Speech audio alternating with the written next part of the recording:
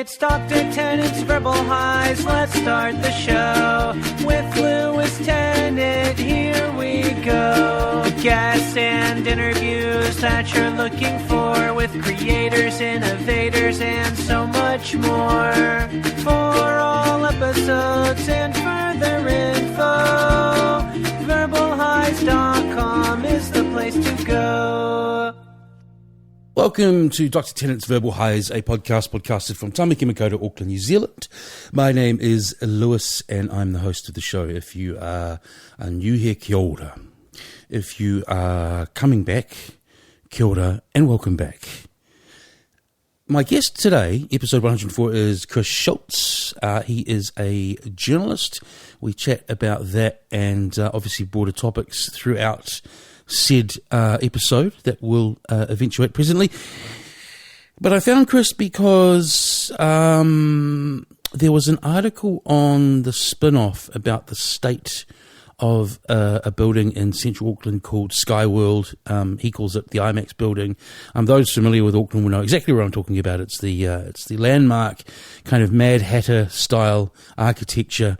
I'm sure that's not what they call it in the architecture books. The Mad Hatter style building that resides in Aotea Square between the Civic Theatre and Aotea Centre. And if you haven't been in Auckland for a few years, it's slowly gone downhill, been terribly looked after, and now it is in quite a sad state. And Chris just happened to be walking through said building, I think on a Saturday night, off to a Sheifu concert, as one does in Tamaki Makaurau, and just was kind of struck by how when he was a ute, when he was a younger lad in Auckland, quite the shiny and clean and safe spot to meet on up and also do things like go to Borders and, of course, the cinema and IMAX there. So ended up on going down a rabbit hole of Chris's writing. And there's so many people out there doing such great stuff, you know, and I'll never catch up with it or know all about it. But I went on a bender of his journalism, and so a few topics came from that to talk about in the episode. Lovely chat. Now, that's right. Hang on, the tea. Wait a second. See how close I am to. There it is. Hear that? That is the oven timer going off because my tea bag has been in the cup for 3 minutes, which is the perfect brewing time. 1 second. Right. Tea in hand. Without further ado, special announcement time. Thank you. So, after the Power of Audio conference, which I spoke about last week, presented at it, a gentleman named Phil from Free FM presented as well, as he did in 2019. We would have done one last year, but, 2020. And Phil suggested that my podcast be broadcast on FM, Crystal Clear FM, and throughout Free FM's other expected digital channels. And we made a little arrangement, and my show is now beaming out not only to the Access Radio listeners of the Waikato region, but also, as I say, throughout the quite actually staggering reach that Free FM has through their digital components and also through the wide number of audiences they attract. The reason they attract such a wide range of audience and such a global audience is because they, as Access Radio, have a bunch of super diverse shows intended for the super diverse society that we live in. Access Radio is really important. I really support the notion of it. I come, as a lot of you will know, from a student radio background. It's very similar for a number of reasons. Firstly, historically, for those who don't know, I think in 89, when the government of the day deregulated the broadcasting industry, the idea behind that was that the government, for the particular period of history before that, New Zealand has an interesting history of state control, no state control, state control, no state control of our radio airwaves. Anyway, it's been no state control since 89. But this word control is really interesting because, as I say, the idea was so that there would be a more open market, but in a less hard-nosed business framing, there would be a lot more variety and diversity and ideally voices come to the table then on our radio airwaves. Now, this is debated either way, whether that has happened or that hasn't happened. I'm probably in the that hasn't happened camp, and that what eventually happened is a whole lot of tiny radio stations started everywhere.นone of them could survive because they couldn't get enough advertising dollar. And so we ended up with conglomeration and two big companies kind of running a handful of, commercial stations we know in New Zealand now, arguably fairly similar in format across the markets that they go for, and arguably quite limited in what they provide compared to who's out there and the needs of listeners. So also at that time, goodness, I'm impressing myself with I used to do a lecture on this for a couple of years, but you broadly know this stuff in the area that interests me and I teach. Anyway, at that time it was thankfully thought, well, we need to hold on to a few frequencies that are outside the model where, because the other ones are leased by these companies every few years. They go for squillions of dollars now. So you can't just go, hey, I'll start a radio station these days, in case you've ever wondered. So a bunch were set aside. Student frequencies, which is why BFM, RDU, Active, etc., still have really strong frequencies that they can afford, even though they run on the smell of an oily rag these days, and access stations, such as Free FM. So we end up with a timetable like this, which I was just looking at before. For today, I'm on the freefm.org.nz website. If I go from 12 a.m. on Thursday, so that's already been, hasn't it? Doesn't matter. We've got Black Porch Bluegrass from 12 a.m. At 1 a.m. the Jazz House. That's only music so far, but wait. From 4 to 5 a.m. Golden Guide with host brother Len. That's where it gets a bit more interesting. Religion and spirituality, but with a how am I going to pronounce this? Cebuano language focus. And I believe Cebuano's from the Philippines, isn't it? Then Malu Junction at 6 a.m. Music, chat and spirited conversations in Malayalam, which is an Indian language that over 30 million people speak globally. The Free FM breakfast show, a breakfast show where it should be 7 to 9:30. The Arts Hour, content from BBC, He Puna Kōrero at 10:30, arts and culture, and on it goes. So that's one block of a day, and you sort of see the range of shows and voices. There's some super interesting stuff. Bloody get on with it. Okay, so that's that. Thank you, Free FM. Like my show, Verbal Highs Podcast on Facebook, or follow, whatever you say these days. Verbal Highs on Twitter. But still, Apple Podcasts is important to us podcasters. Basically, we make a whole lot of free content for them. They never thank us. But if you can leave a rating and a comment, ideally there, a rating of 5 and a lovely comment, that would be great. Verbal high straight down from up above. You've got a full-time job? Yeah. But this is tangentially related. I'm on work time now. I can justify this. Okay. Is your phone on silent? It is not. I will do that for you, sir. No worries. You are doing a story on live venues. What are you? Oh, I'm just trying to rank them. Right, like a spin-off.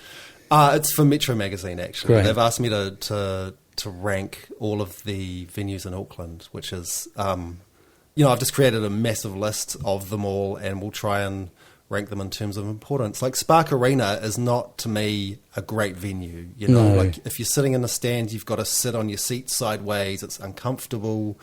The atmosphere isn't always great. The sound isn't always great. But in terms of what it's done for bringing artists to New Zealand, I mean, we would not have had Beyonce, Justin Timberlake. So in terms of, so you're saying it justifies those big ticket artists because of capacity? Yeah. So was it originally like, I don't even know this, like, because the thing, I'm from Wellington, the similar big venues that have had similar issues in Wellington to me are like I think it was called now I'm going to forget what it was called. It was built on the waterfront late 90s, early 2000s, but primarily... Trust Arena?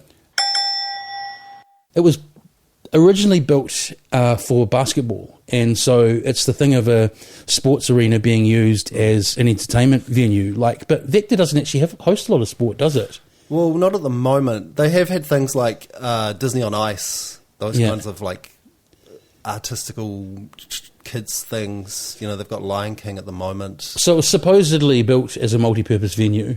Yeah. What do you think of the sound in there? Because that's often the bottom line, eh?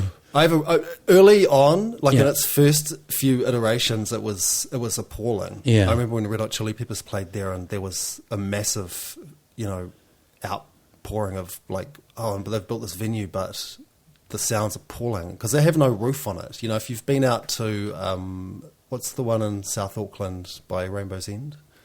They used to have shows there. Ice Cube played there. The Waka. Yeah.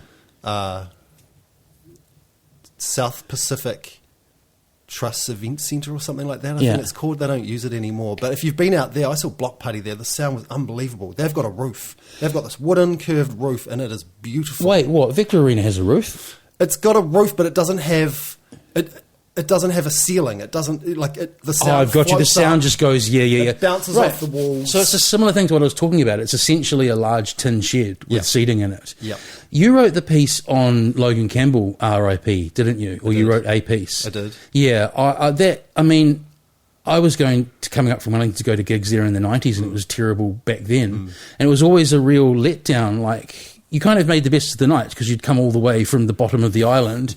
But being a music fan and kind of a bit of a gig nerd, it was always the unsaid thing that it was a bit shit ending up there. I know, it's that thing though. Promoters used it, I believe, because it was cheap. It is in the Right. middle of nowhere. It's got no kind of culture to it in terms of like live music, like a King's Arms or a power station. But it can hold 2,500 people pretty comfortably. So it's that sort of in between, moving up from the power station but not committing to a huge venue. Have you been to Vector when they've it's obviously either been undersold or they've had a low point of the season or whatever, and they let an act there that won't be a bigger draw card, and they've almost shrunk it to the point where it's like one of those rooms in a film where you're like, oh my God, is this going to close up and Many swallow times, us? yeah. They bring the curtains down too, so it doesn't look like it's as badly sold as it has. I remember seeing 50 Cent there, and for some reason that show had just not sold at all. You could go up to the front of the stage and swing a cat. There was so much room. Many shows like that. What's the biggest show you've seen there? Because I remember, again, not been a huge gig goer since I've been in Auckland, but through a journalist friend, funnily enough, I got tickets to Def Leppard a few years ago, and I was like, oh, well, not something I'd pay to go and see, but, I mean, that's pretty iconic, right? And I remember we were really near the front, and I looked back, and the place looked like it was at the largest it could be set out, and it was just ram-packed. And I was like, it was actually a really great show there just for that sheer size. Have you been to really big shows there that have popped? Yeah, heaps. I remember the Chemical Brothers. I was at that, with that amazing light show. Yeah. That was incredible. Yeah. Metallica in the round, where they played in the middle of the venue. Drake did the same thing, and he had this kind of light system with these floating balls that would move and sway like waves. That was cool. Was that Chemical Brothers show with the big clown head and all the rest of it? And it was like the Wizard of Oz. It's like these two little men that you kind of couldn't quite see. Yeah, lasers. They had everything. That was a full-on... Yeah, I think when bands use that venue properly, they really get it right. I remember going to Anderson Park there to be a few years ago now. Oh, is it Park? This is like Tupac. Anderson Park? Yeah, I don't know. I'm not telling you either way. I just always read it as Anderson Paak. Oh, yeah, probably. Yeah. It's got a full stop, so I don't know. His sound was atrocious. Like, it was the sound guy for that show had just turned it up to try and overcome these problems with it reverberating around the venue. And it was so loud, it blew my eardrums. I remember moving like as far away as I could from the stage because it hurt. Right. And I wrote a story about it the next day, and the sound guy got in touch with me and was like, we've heard it's notorious for bad sound.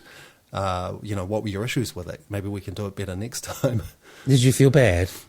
I think you got to call a spade a spade. That's your job. I think it's just tricky going into that venue cold. Yeah.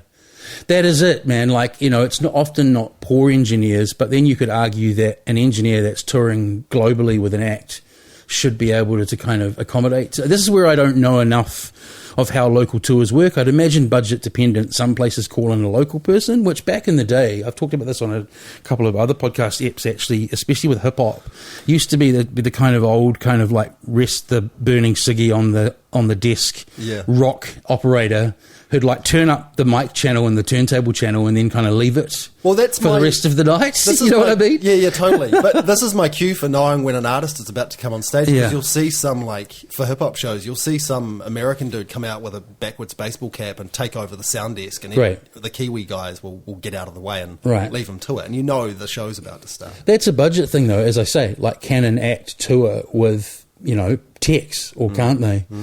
So how many, so we'll round this off and then we'll talk about you. Cool. How many venues on the list to rank? Oh, I'm doing a top 7. I won't give away what I think my number one's going to be yet. But it's a really interesting time for live music, especially in Auckland. I think everyone's just trying to find their feet again after what's happened with COVID. Yeah. We've obviously lost the King's Arms. Logan Campbell Centre's out of play. St. James is out of play. Yeah. We're really missing something in the middle there, like... 2,500, 3,500 people. When our borders open up again and we get acts that would fill venues of that size, they've really got just the town hall. And if you're a sit-down kind of artist, the Civic. Yeah. And people, I mean, it's easy to forget, because New Zealand is in general quite small, that this is a city of 2+ something million people. So, there is definitely a market for that venue size, right? Yeah, but then you've got to get into the whole... is it worthwhile? Can anyone make money out of running a venue that size close to the city? I think that's why Logan Campbell became the go-to for gigs of that size. Just got to have your own drug dealers on the floor, mate. So, yeah, you're a journalist. Has this been your trade since leaving school, or is it something that you kind of got on into after being out in the workforce for a while? I've only started calling myself a journalist in the last couple of years, really. I've done it since. I mean, I never wanted to do this. Yeah, my dad's a writer. I've seen him struggle over the years, and a novelist or something. You just mentioned struggle. He's a poet. He's a writer. He's always done that, and I grew up watching him trying to make that work, and I just never wanted to do it, and I think I fought for it, against it for the longest time. When I left school, I just went to uni and I did the same thing I'd done in 7th form. I did biology and maths and English, and I didn't know what to do. Wait. That's a kind of a bit of a quick brush over, kind of doing a dual science BSc, BA. I hated it. But you did a double degree. No, I did a BA, but I incorporated, because I didn't know what to do. Auckland Uni. I went to Massey in Palmerston first. I'm from Whanganui. Yeah. So I spent a year there. I just kind of followed my mates. I hated Palmerston North so much that me and a mate organised a transfer to Auckland. And one day we just packed up our car and went to Auckland knowing no one here. So you graduated, or you did your last year of uni here? I did my whole degree in Auckland after 1 year in Palmerston. Yeah. Moved here? Moved to Auckland, finished that degree, did not know what to do after that degree. I remember rolling up to TV3 and being like, hey, you got a job? I've got a BA. Yeah. And then being like... I've got one too, by the way. Everyone's shaking their heads and kicking us out of the foyer. So journalism was just a real last minute thing. I remember trying to get into the AUT course, couldn't get into that. Tried to get into the Wellington course, didn't get into that. Finally, I got into why? What, submitting writing and getting knocked back, or? Well, back then it was a bit more popular, and so especially at AUT, that was the hot course to get into. And you'd see journalists who were already journalists doing that course. They'd kind of backtracking to get their degree, but they'd already been on TV. Doing that postgrad diploma that a lot of people do. Yeah. So they were the people on that course. So walking in there cold was terrifying. Yeah. And I also remember the interview. The guys who interviewed me were the course owners, the guys around the course, and then a guest interviewer. Yeah. And they asked me what I thought of the Herald, and I absolutely smashed it. And you mean you said it was a piece of shit? Yeah. Yeah. And not in those words, but I criticised it. Yeah. And then the guy who was doing the interview turned out to be the former editor of the Herald. So I didn't get in there. I mean, look, we could talk about that for a while. I think that in that situation, if you made a good case, his thoughts should be irrelevant. No comment. Look at me, a chip on my shoulder.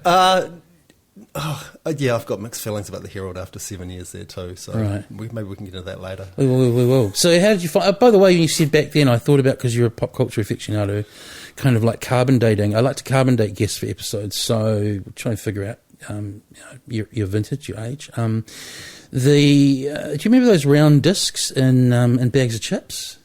Remember those round plastic discs? Yeah. Did you get into those, or? I do remember collecting them briefly. You did collect them. What was on them though?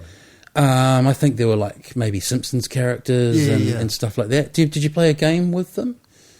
No, I just collected them. That might be going too far back, man. Too far back. I don't remember that. How do you feel about Thingy? Like Jason? Love him. Yeah? Yeah. Yeah. Fond memories of? Well, everyone remembers his eye falling out, but that never happened. That never happened. But, did you watch him? I was more of a Ollie Olsen, stay cool till after school sort of kid. Okay, yeah.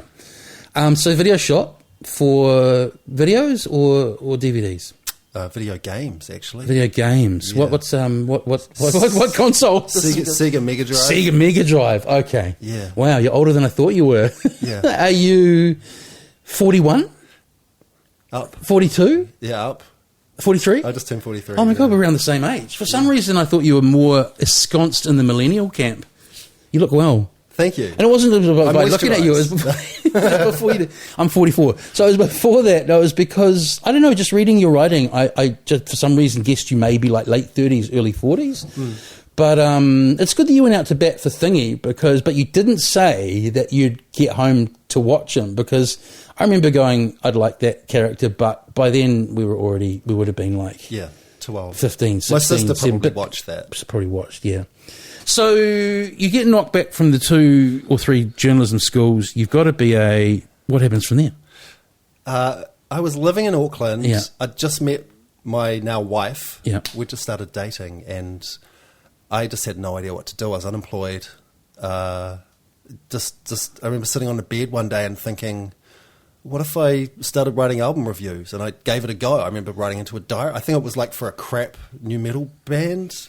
It might have been like Linkin Park, or not. They're not crap as much as Limp Bizkit are, but it might have been one of those guys. Relative to the canon of music, they're kind of crap, but they're not crap in new metal. Yeah. At the time, they were huge. Huge. And so I was probably listening to that kind of stuff. I thought, what if I tried writing an album review? And I remember loving it. And around the same time, my mum had said offhandedly, why don't you become a journalist? Yeah. And I just thought, fuck yeah. Yeah. Okay. Great. If I could write about music, which I just loved, and looking back now, that's all I ever wanted to do. I mean, I would just read Rip It Up magazines and RTR Countdown magazine, and I would just devour them. That's all you could get in Whanganui. Yeah. Just anything to do with music, I loved. So writing and music, I smashed those two things together. I enrolled in the, I think, whatever the Taranaki Polytech journalism course was at the time. Yep. It turned out to be run by Jim Tucker. It was one of the last courses he ever ran, journalism legend. Great. And moved down to Taranaki and just loved the shit out of it. That's great. But then from there, it's like, I want to be a music journalist. It's one of those, like, I want to be a rock guitarist in terms of, like, it actually providing a living. Do you get me? Back then, I've been thinking about this a lot lately. Yeah. Because right now, no one would ever do that. You can't do it. You cannot write about music full-time in New Zealand, I don't think. I don't think anyone's doing that. I think if you were, I mean, it's kind of not the sort of lane that you're in, but if you were putting out articles regularly for something like Audio Culture, you could. But that's kind of not reviewing and doing all that kind of stuff. That's sort of putting out bios and historical pieces, right? But I hear you. If you're a young journalist coming through right now and you want to write about music, it's hard. And back when I started, if you wanted to write about rock, you went to Rip It Up. If you wanted to write about indie, you went to Pavement Magazine. If you wanted to write about electronic music, you wrote to Remix Magazine. You had all these different options and you could diversify. And so, that's what I did. I started writing for Rip It Up Magazine while I was at journalism school. And they were just completely open to it. And so I'd go up to see Scott Cara above the D72 building on Dominion Road. So was he the editor then? Yeah. Yeah. I'd go up and I just loved it. I never wanted to leave. I'd just hang around as long as possible, and he'd give me a stack of CDs and I'd take them home and just like write these pithy little reviews part-time while I was, I got a job, my first journalism job at the North Shore Times. So. Oh, great. So you didn't have to, work at another vocation to support the reviewing. You actually got so you're honing your chops, I guess, being what do you call it? When you're kind of doing cat in a tree stories and so on. You're doing I was a police reporter. a job at what's the word? What's the word for it in journalism? It's like a I don't know. beat reporter or something. I'm not sure. Yeah, totally. That's what I did. Yeah. Right. Okay. I Yeah. went and just started from the ground up. Yeah. And back then, again, there were all these options. There was the North Shore Times. There were these mini little newspapers all around Auckland. The Western Leader. You could go there and work and learn. And right now, journalists get out of journalism school and have to go straight into, the Herald. There isn't much else. There's a much broader and more nuanced story there about capitalism, right, and how that's changed things as well. A lot of people come out. I mean, I teach in radio and audio department, and I'm from a student radio background. But if you come out of there, basically the first thing you have to do is hand out ice creams for free for MediaWorks for a year before you get. Yeah, right. You know what I mean? Thing. Yeah.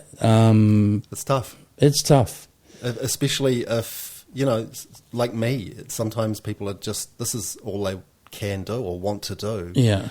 And don't really know how to do anything else. Yeah. It's tricky. Not good with a hammer? I'm terrible with a hammer. We have so much in common. The worst.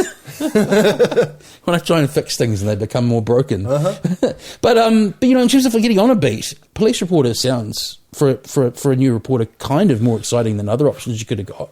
It was okay. Or was it just going through court reports and... No, I did the job, but I had to get to know police officers really well and kind of pull stories out of people who did not want to tell stories. Yeah. But at the same time, I was not really cut out for it. I remember getting sent off to a funeral of a couple of girls who'd drowned on the shore somewhere, and I just could not handle it, and I just knew it wasn't. Yeah, and then right, that's interesting, because also I'd imagine I just realised there may be we're learning so much from each other. I just realised there may be a difference between a court reporter and a police reporter. But either way, my take on that in terms of the mental toll of a role like that would be, any times I've had an insight into the justice system or the courts or whatever, you realise there's just an underbelly of people having a really bad time in New Zealand. And, the guys who do that full time, I mean, hats off to them. That's a tough job. And so you recognised it back then, that what I'm talking about as well, that it was kind of Absolutely. Yeah. I wasn't cut out for it. I knew that. And but I also knew that I needed to get good at writing to be able to keep doing it, and that... working at smaller newspapers, starting small and working my way up was the best way to do that and have a longer career rather than trying to climb the ladder too fast. A lot of those just simply don't exist anymore, and then the other ones have kind of been swallowed up as subsidiaries of these bigger companies we're talking about, right? Yep, absolutely. I don't even know if the North Shore Times... I mean, that was a newsroom with about a dozen reporters in it. Amazing. When I was there. And it's crazy that we're talking about, it's actually not that long ago. But it kind of is when you start to think about the idea of a full-time staff of 12 on a community Well, that was rag. just the reporters. I mean, there was a whole advertising team and, for sure. marketing, and it was a huge building. It was a proper functioning newspaper. I mean, it was probably one of the bigger newspapers. I was in charge of North Shore Times and North Harbour, so I'd go up to Rodney and cover Orewa and all those kind of places too. Meth labs, etc.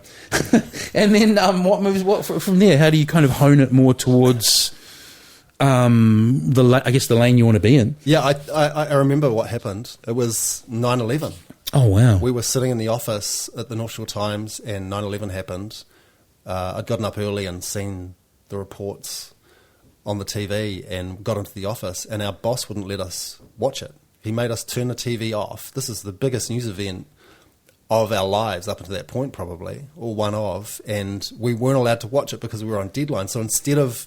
Oh my God, that's crazy. Yeah. That's crazy. So instead of doing that, we jumped on the internet secretly and would and I remember jumping on Stuff and being okay, I'm going to just look at Stuff all day. And that's when I just thought, okay, I need to work at stuff.co.nz. How do I do that? That was after following the news that day. I just remember logging on, seeing that photo of the plane going into the tower and just refreshing all day, not doing my job, probably not hitting deadline. Yeah. I think deadlines move for things like globally catastrophic events. Anyway. Yeah, they should have. They really should have. Yeah. He's an efficient man, and you've got to give him that. I didn't know Stuff was around back then. That's interesting to me because I was away for kind of 7 or 8 years from New Zealand. So Stuff was established 2000 or 2001? 2001, yeah. Around then, yeah. Yeah. So it was a new kind of thing. It had just started. 2004 is when I moved down to Wellington to start work there. Yeah. I remember applying for a job. It took months to get a job there because it was such a small team. Yeah. I went in and did the interview and they didn't get back to me for like 3 months. I didn't know what I was going to do because I was sick of this North Shore Times job.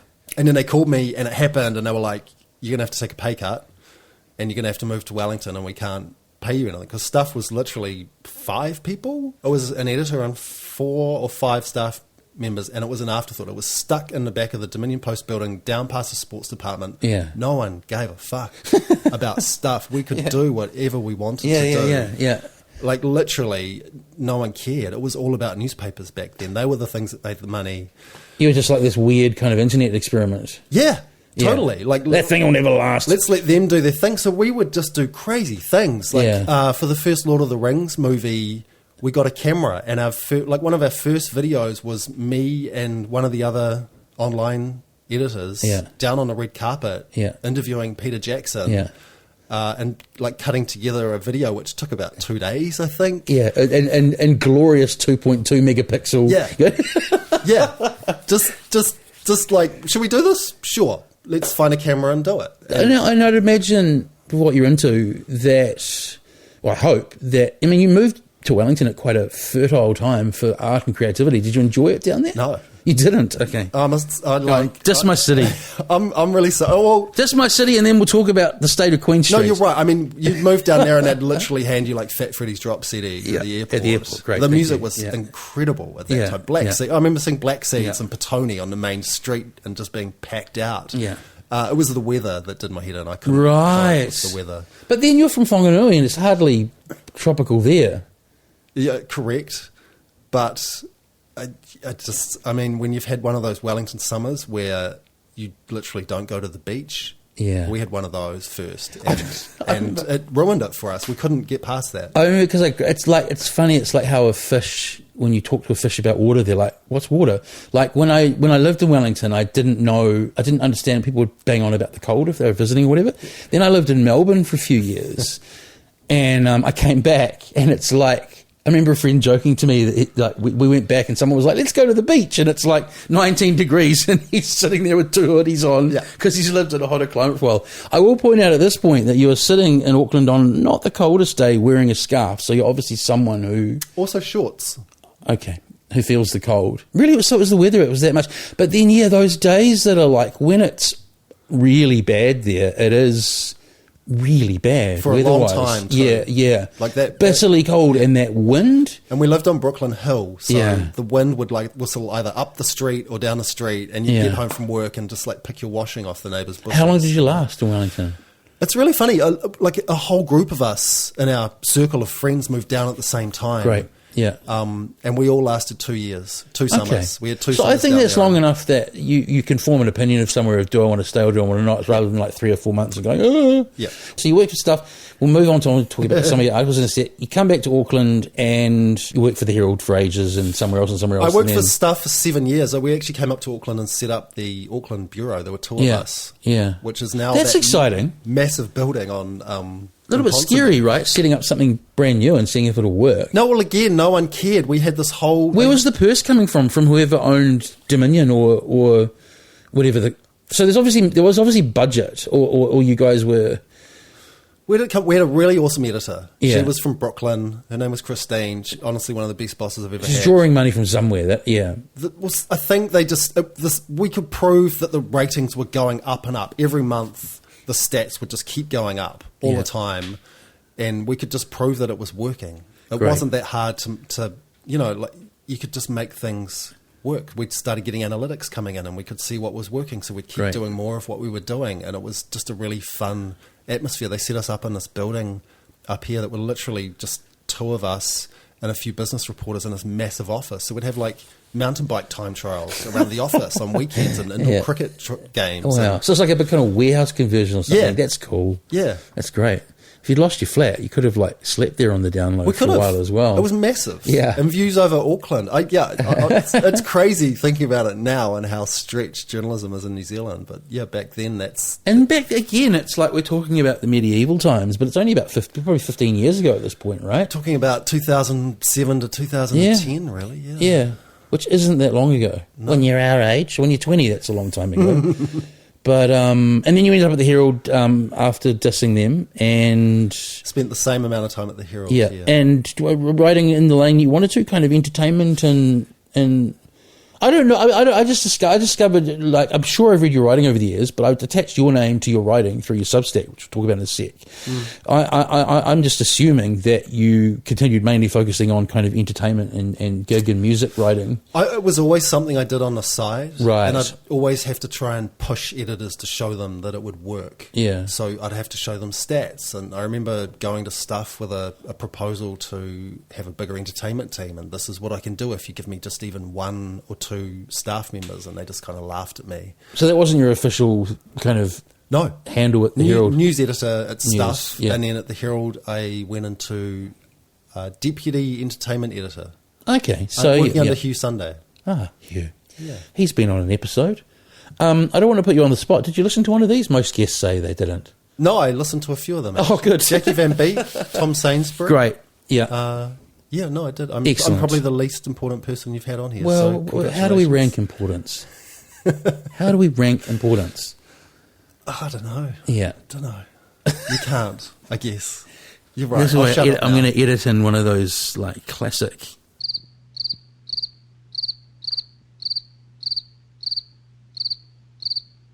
cricket noises.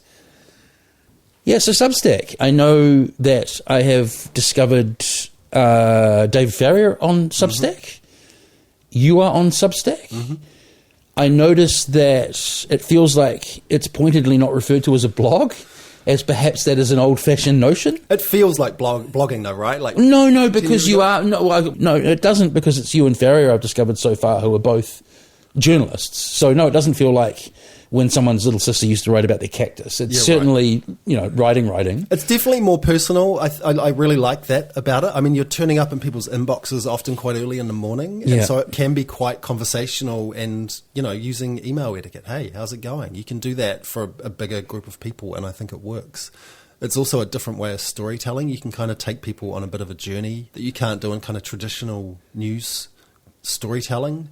So you can put in the little bits, like the little angles that didn't quite work out, or some random funny bits, and it doesn't really matter because it's just a newsletter. But you're using it alongside essentially your paid gigs, right? Yeah, I'm not David Farrier. I don't have a podcast with Dax Shepard or a Netflix series. Okay, so you think that Farrier, that David would be deriving a modest income from his Substack? I have no idea, but he's really, really good at it. I mean, he's probably the best in New Zealand doing it right now. It's incredible. And it's a global thing. I assume it's a startup from somewhere and from the US, or... Well, for me, it was more that during lockdown last year, I lost all my freelance work. When COVID came along, I mean, Bauer shut all those magazines. And the Herald started downsizing and cutting staff and salaries. You own a place? Mm-hmm. You own so you're freaking out a little bit, right? Well, I'd left the Herald to start a business with my wife, the food delivery. So that actually went off. So I had that to focus on. I missed writing so much. I just thought, why don't I start a Substack? I'd been reading all about them. And that way, at least I've got an outlet for something, and maybe over time it could become part of the infrastructure and kind of New Zealand's entertainment journalism scene. That's kind of like a few of those things you've described as kind of like what this is and why I do it. Yeah.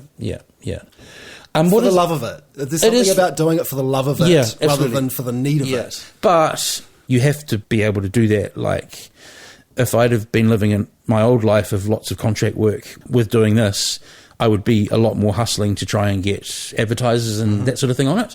Like, it's great to be able to do this and essentially be now a tenured academic because I get paid every week of the year. Do you know how amazing it is to say that only in the last 3 years of my life? Yeah.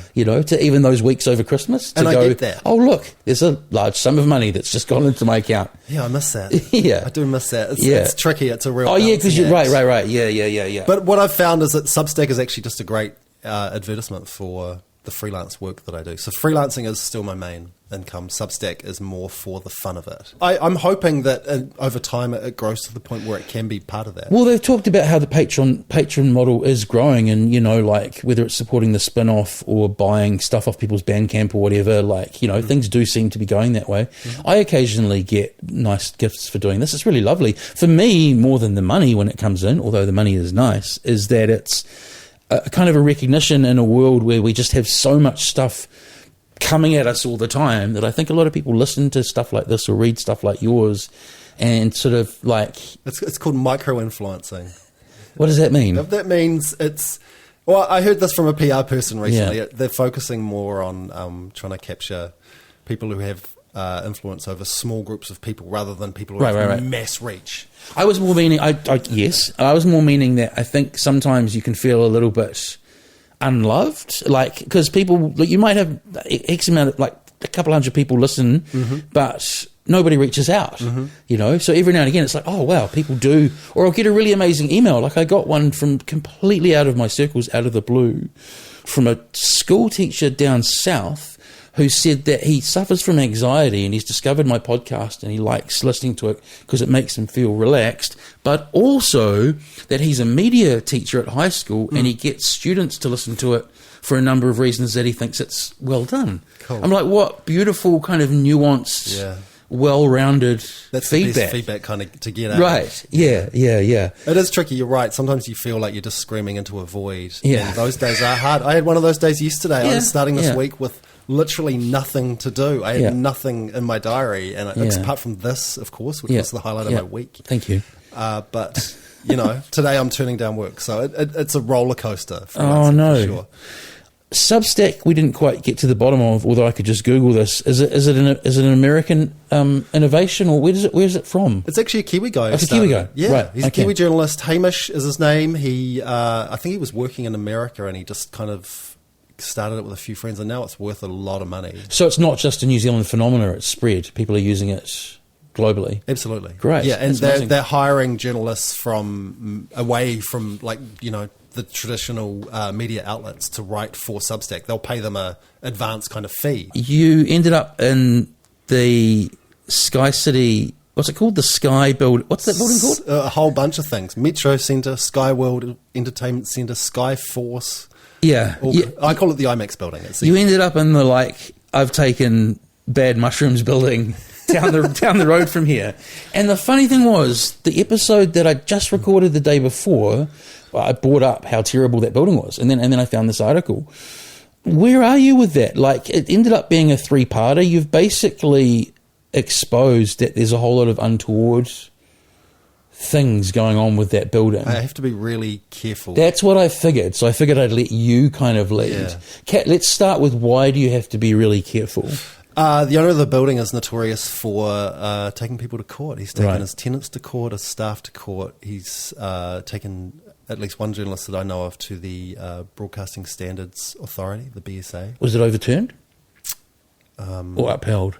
It was overturned. Okay. But anyway, you don't need that in your life. I get it. You don't need that stress, no. With we just talked about independent podcast or Substack, you don't really have a team of lawyers. Well, I do now. Okay. I have indemnity insurance. I took that out recently. Wow. On advice. So yes, really? I do have that, yes. So I don't want to get you in trouble. Yeah. There's lots we can say. Yeah, but there's been no correspondence from him with you. To date, he's only ever done one short interview with Simon Shepherd from MediaWorks, and I think he somehow talked to him.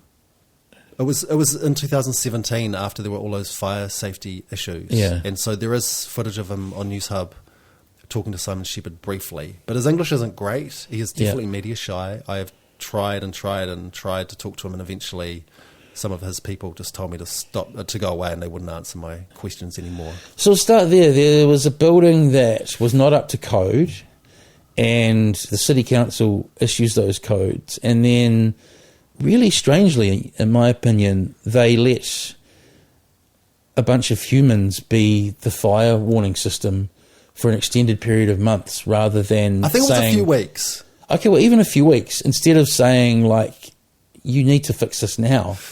Yeah, it had been left for over a year Yeah. in a state that was, I think the wording the council used, likely to cause injury or death if there was a fire in that building, which is pretty damn serious. It does what it says on the tin, yeah. Yeah, so... And that building is completely disorienting because, as I say, it's like it's made by the Mad Hatter. I still get lost in it now.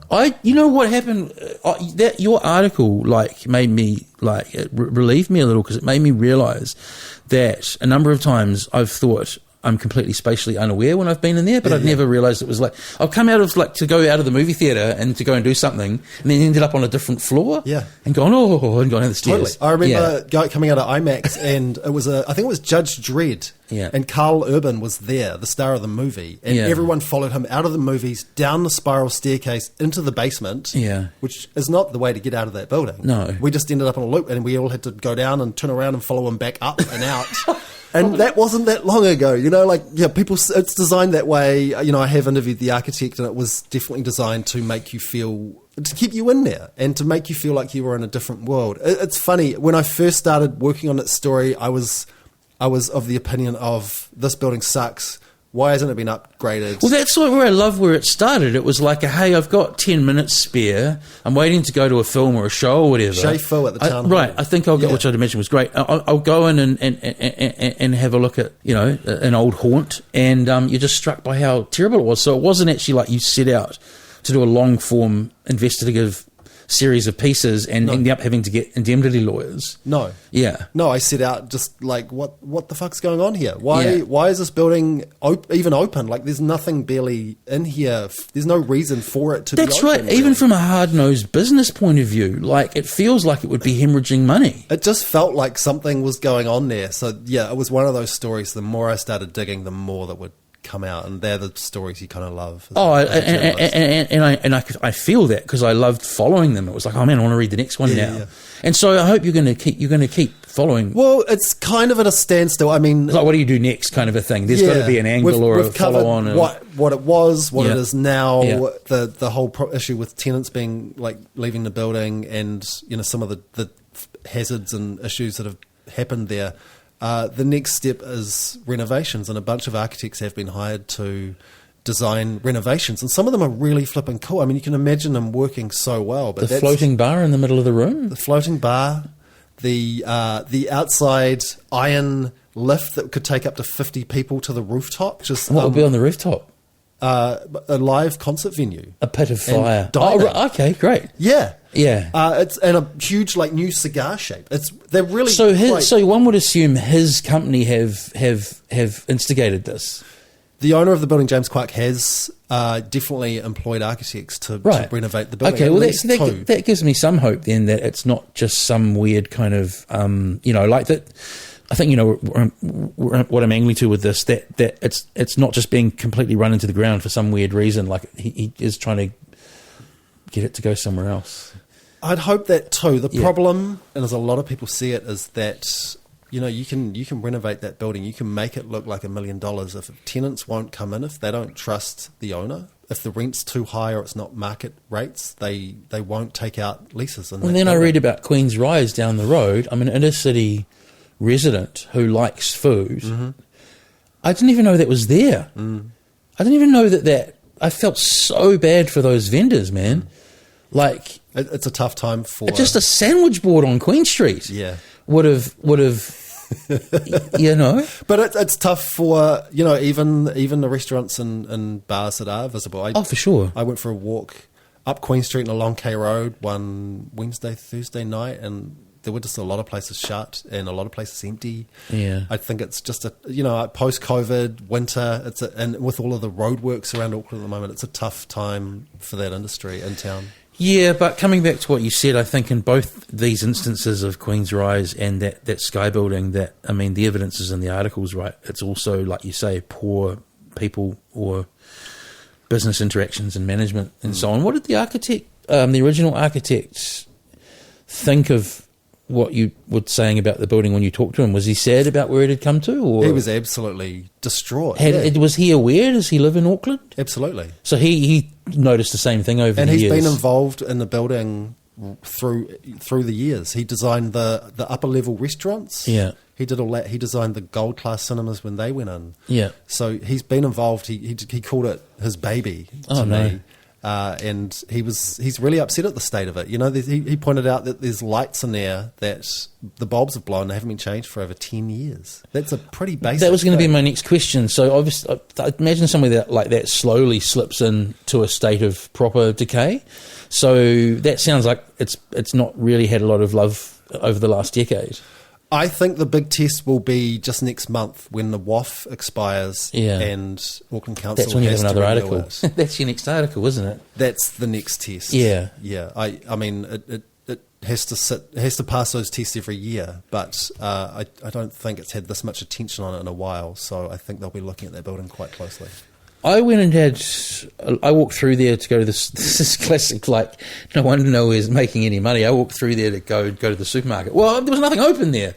But two things I did notice on Saturday night, I sort of went in around the same time you did, is I used to have lunch with my mother there at the food court pretty much weekly. Where would you go, Lois?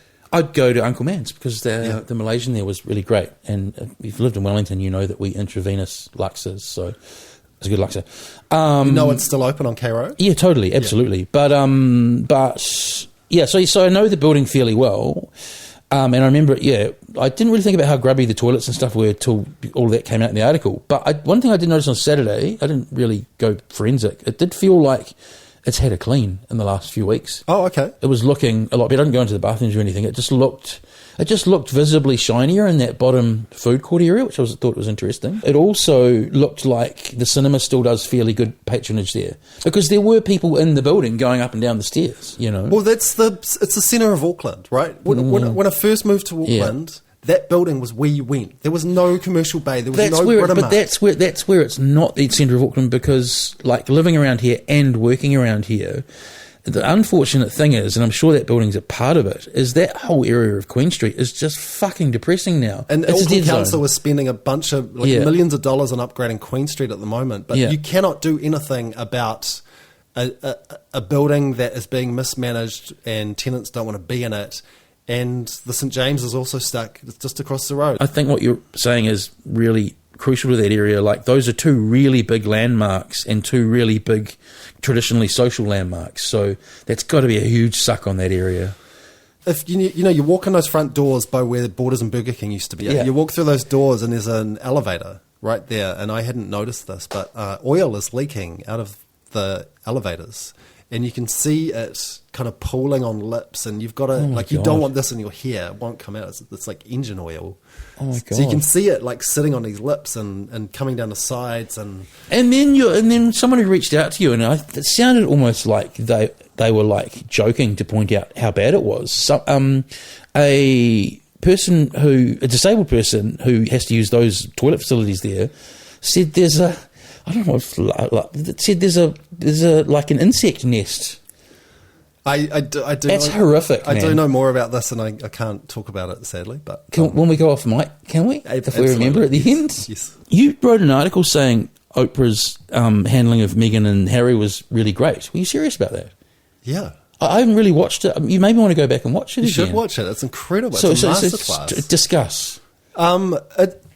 Well, she's Oprah. I mean, she's known for getting these big celebrity interviews. She's done it for all of her career, but that was the biggest interview she's ever got. Those guys have never spoken like that before. So, what about Michael Jackson?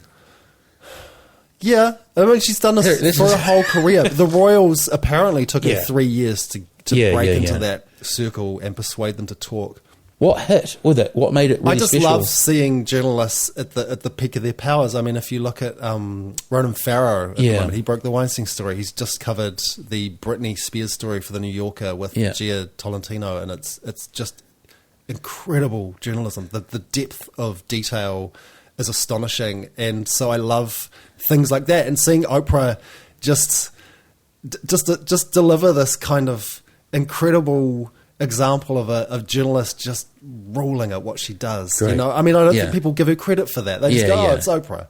But the way she asks questions of them, the way she just asks those questions and then just shuts up and lets them talk. That is actually quite hard to do. Totally. I was just about to interrupt when you said that. This is a conversational podcast, not an interview. Yeah, go on.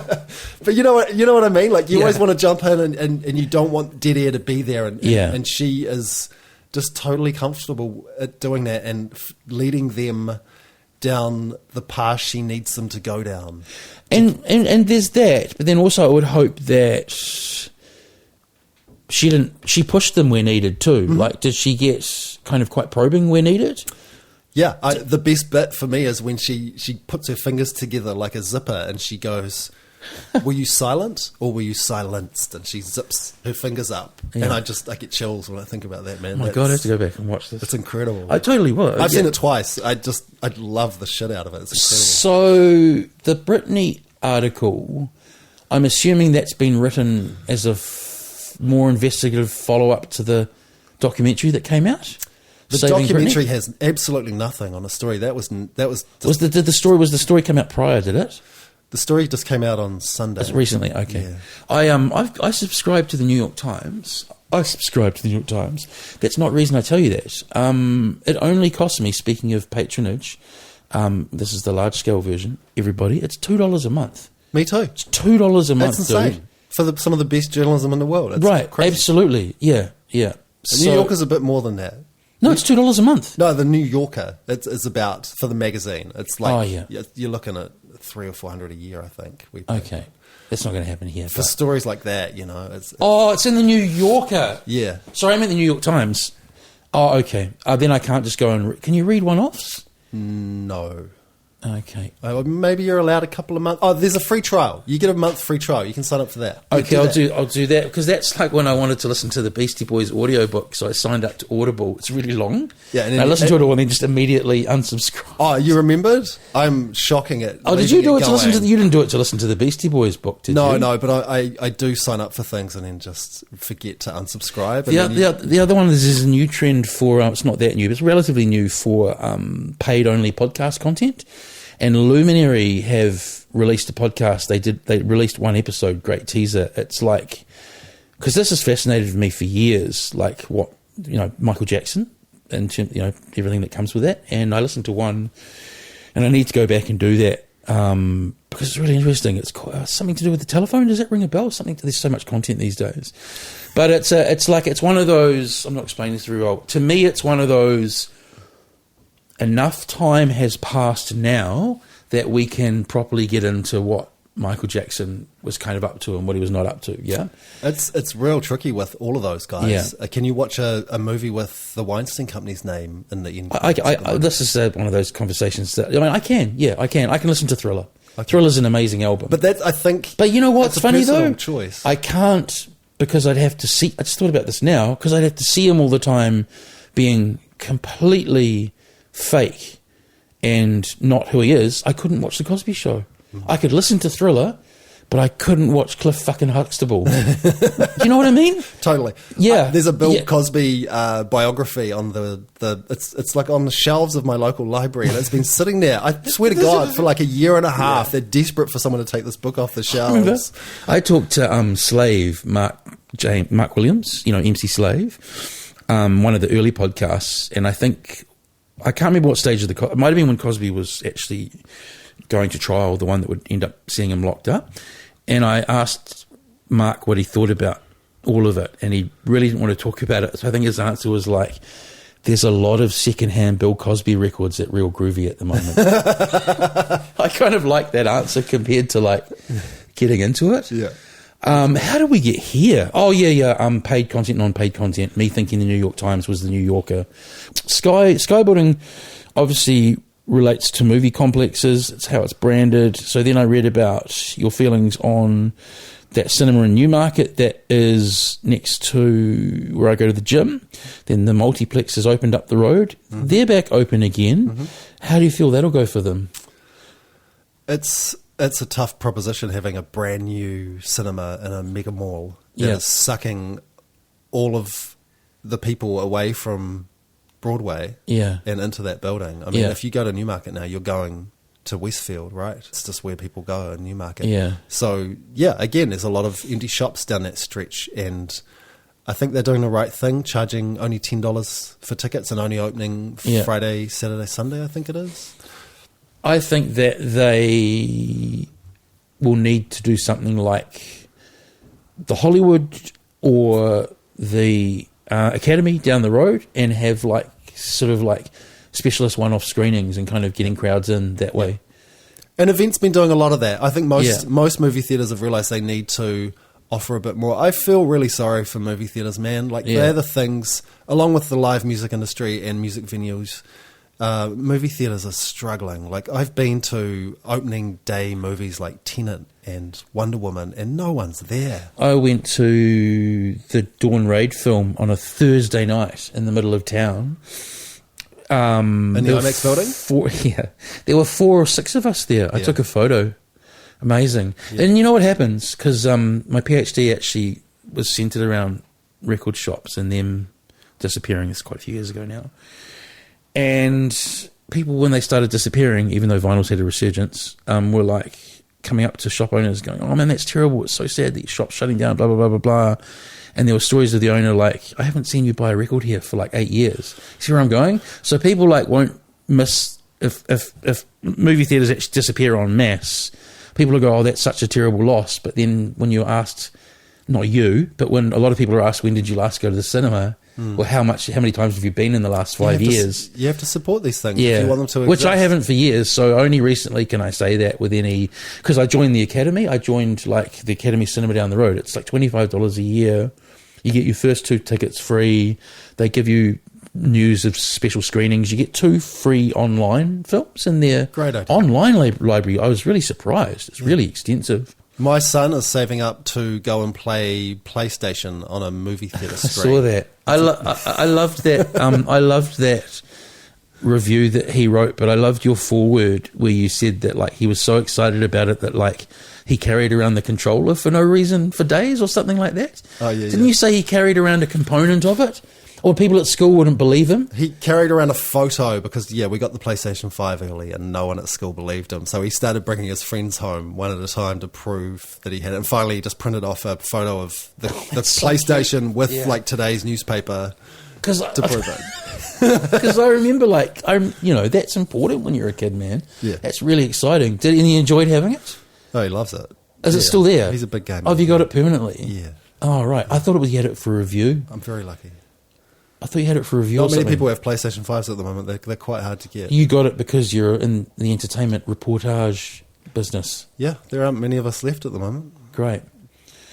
Is it amazing? I mean, I in my heart, I love gaming, but I'm woefully out of touch. Does it look incredible? Yeah, it's so good that my TV cannot keep up with it, and it has these horrible pauses where it just cannot cope with like what it is trying to go into it. So I've got to upgrade my TV. That's the downside of it. Probably. And what will it cost your son to rent out? And who's doing this? That's such a cool idea. That's what it is. It's that thinking out of the box thing. It's like record shops getting coffee in them or whatever. But yeah. How much does it cost and where is he going to do it? It's $150 apparently. I asked the woman in the IMAX building at Event Cinema and she said she was setting up for one of these things. I was like, what are you doing? And she said, at the moment it's a special $150 for 2 hours. And my son's like, okay, we'll take the PlayStation and the Xbox. And I was like, well, no, you don't want to be mucking around. Yeah, you got to get in there. It's like doing a supermarket sweep. Yeah. Yeah, you want to be playing the game for as long as possible. So just like pick your game and your console and... I wonder, one game too. I was thinking with the leading up, he's going to like agonize over, I'm going to play 2, but which 2 is it going to be? Like, he's desperate to play Forza, the car racing game on the big screen. That's such a cool idea. Cool. Yeah. And so will just be you and him that go, or will he take some mates? No, he's saving up with his friends. Yeah. Yeah, maybe for a birthday party or something. Oh, that's such a cool idea. Yeah. Reading about different mediums and media that you've been writing about. I was struck by how much content, like I talked about before, kind of comes at us these days, and how hard it is to like check out everything that people say is cool, especially people like you who like it's kind of your role to do that. How are you we're around pretty much the same age? How are you with that? How's that changed for you? Like I tried to watch The Godfather again recently, and I would have initially a few years ago gone, man, there's no way my students could watch this these days. I was actually like, man, I can't watch this these days. Like Do you find your attention spans change? Do you have late onset ADHD?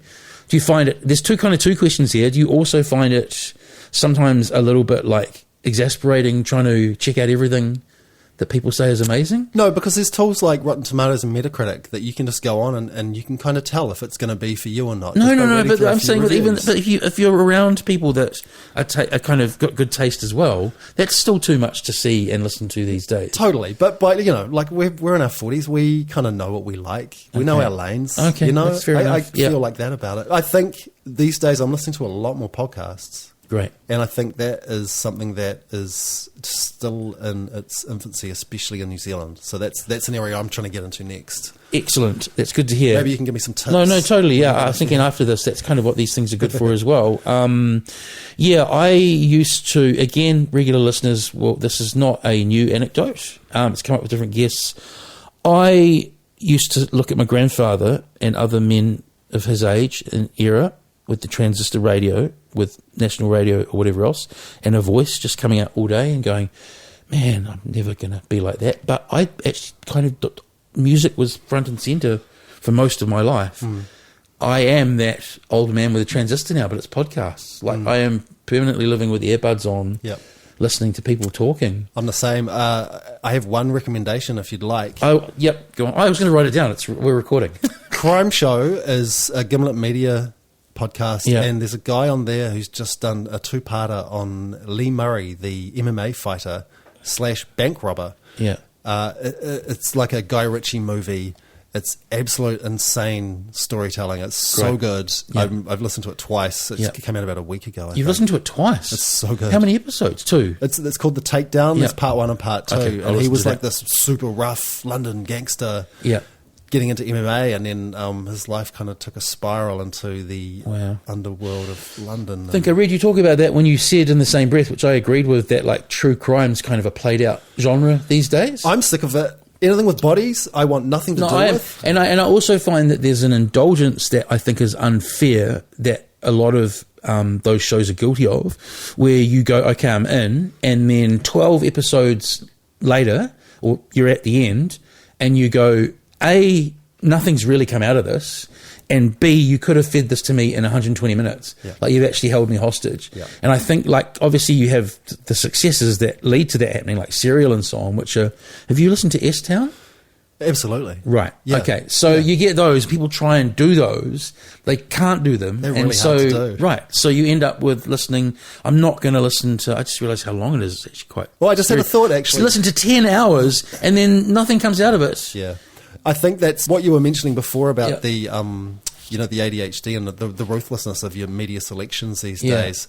I find with podcasts, if I don't like someone's voice, if I don't like a story, even if it's 3 or 4 episodes in, if it takes a turn or it goes down like a dead end, that's like a pointless detour, I'm out. I'll just cut it completely and I will not go back. I'm that ruthless about podcasts. There's a podcast called Heavyweight, which I really love. And Jonathan Goldstein. Yes. Recently, he's let one of his interns do a show, and this is probably not ideal because it's like a is it human rights kind of, like, I can't listen to it because by birth she has a voice that's kind of like this, and then it's like, I know what you're talking about. You know what I'm talking about. I'm about to make a podcast, and actually this is my biggest fear. Your voice is great. I tell you. Turn off. No, you sound fine. And with the when I do become overwhelmed by content, and also when I'm really tired from quite cognitive work like research or writing or whatever.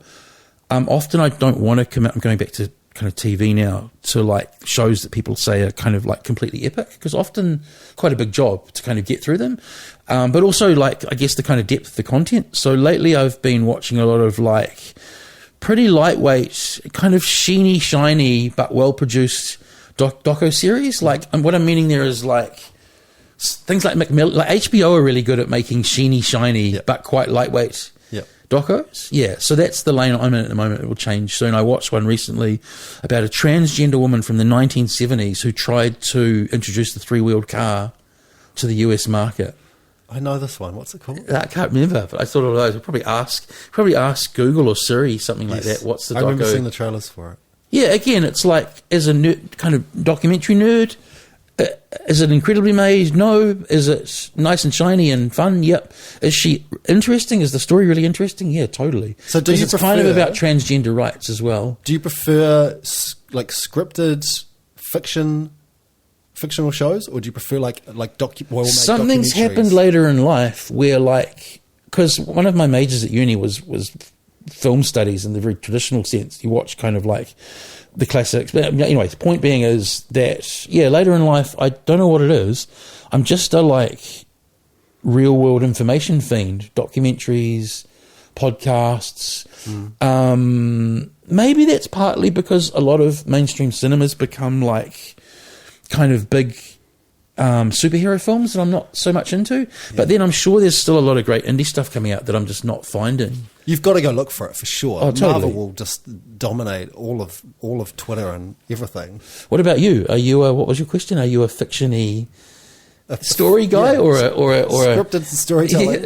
Yeah. No, I love a good documentary. I'm just always looking for documentary. Maybe that's because I'm trying to get into that kind of area. I mean, maybe just being a journalist, I just need it to be. This needs to be something real. Yeah. Unless it's sci-fi, I can get on board with a good sci-fi show.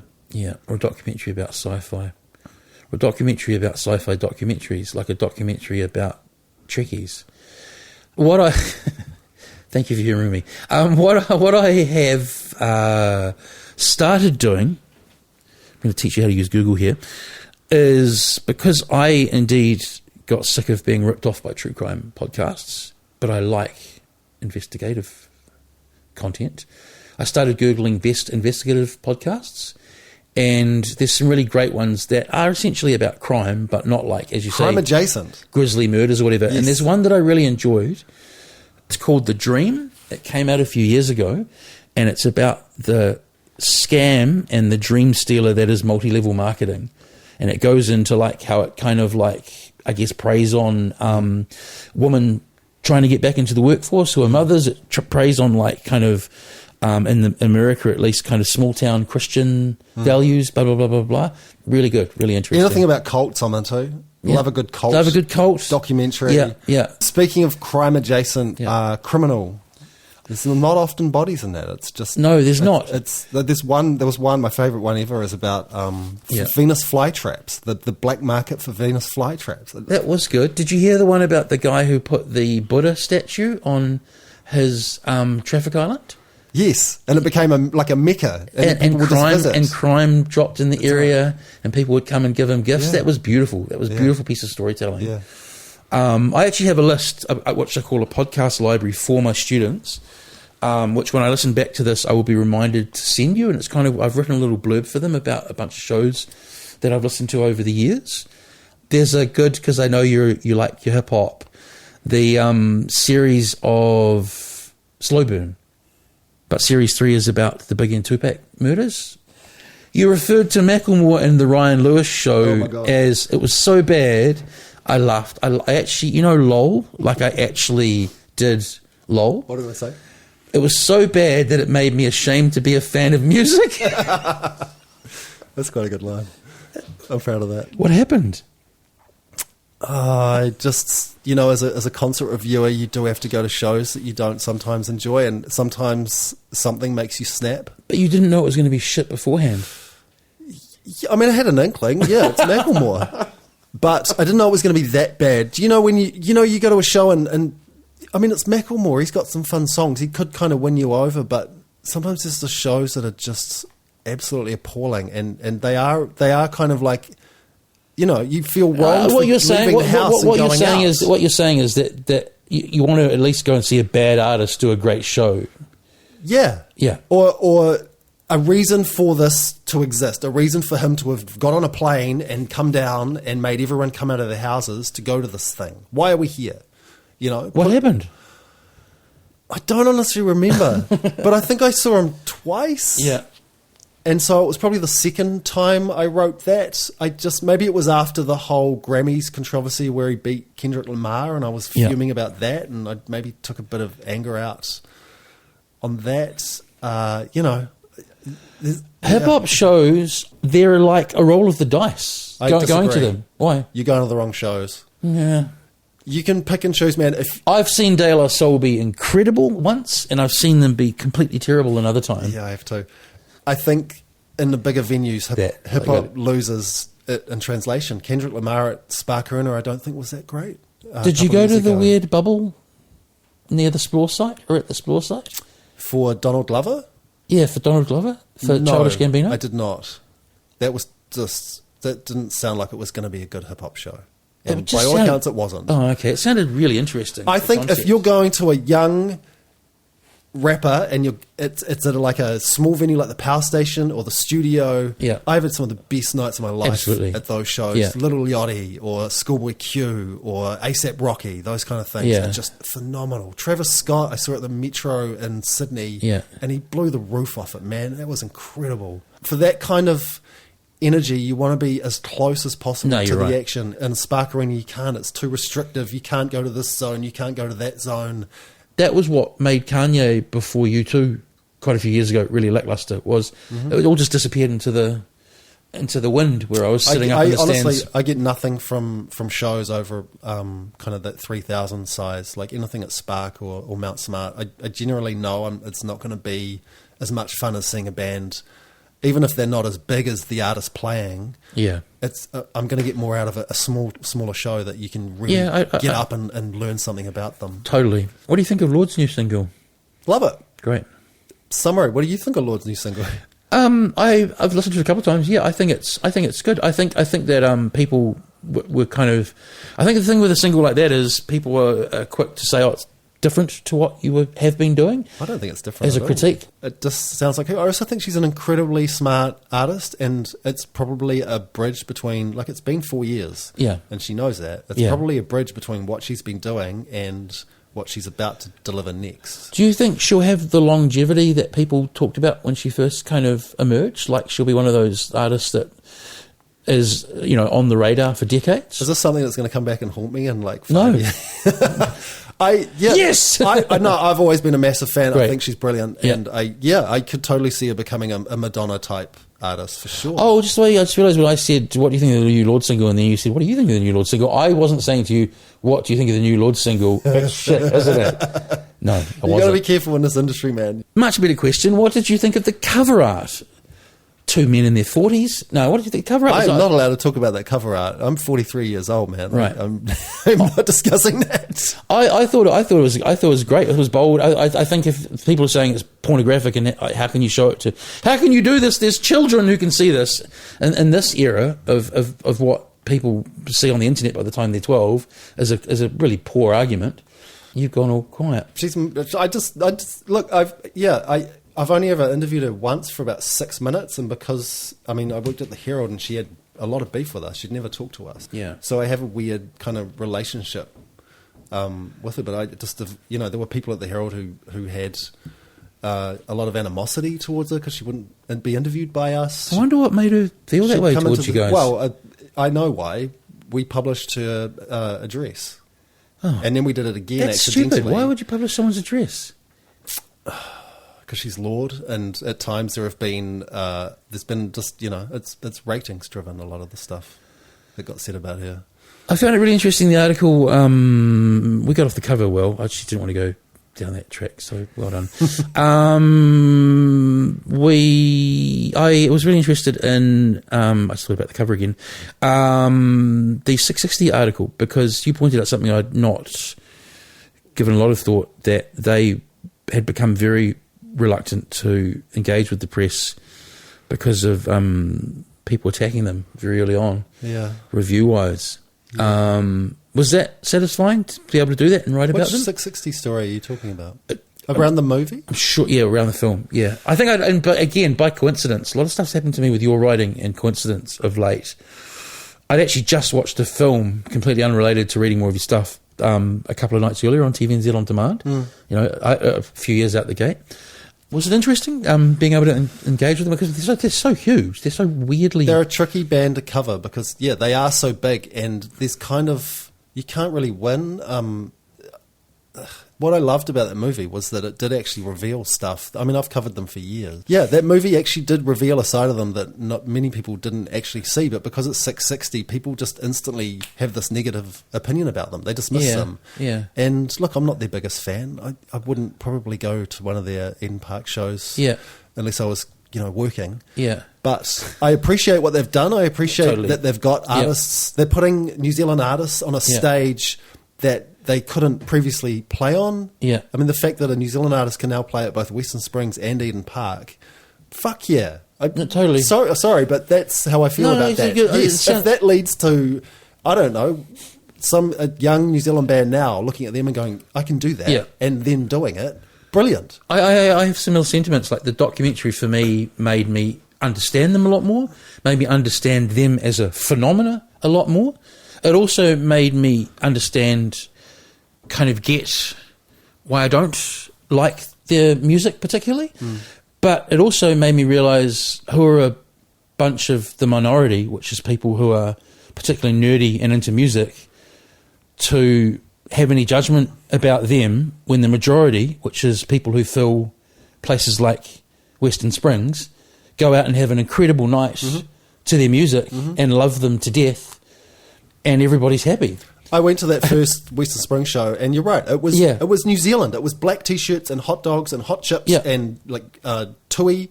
Yeah, and everyone had a fucking incredible time. And also, they have a stage presence and act that completely should not work on a large stadium stage. Would you agree with that?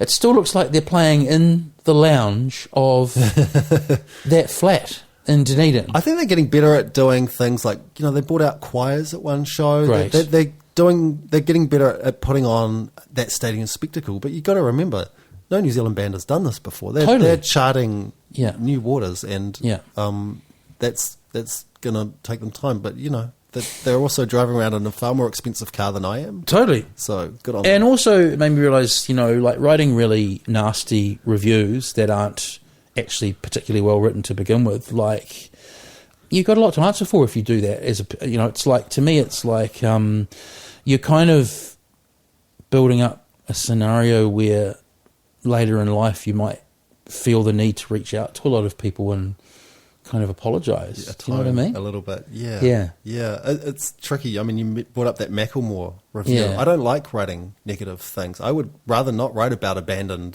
cinemas in Newmarket and like decrepit buildings down Queen Street.